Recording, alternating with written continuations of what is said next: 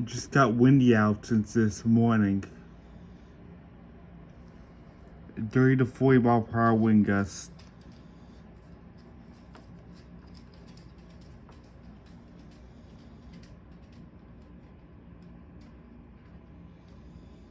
A lot of these trees are dancing in the winds.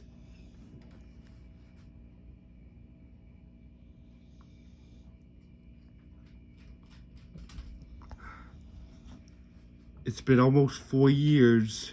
It'll be the 4th anniversary tomorrow when we had that high wind event in the Northeast, where we had these widespread high wind warnings and 60-mile-an-hour wind gusts.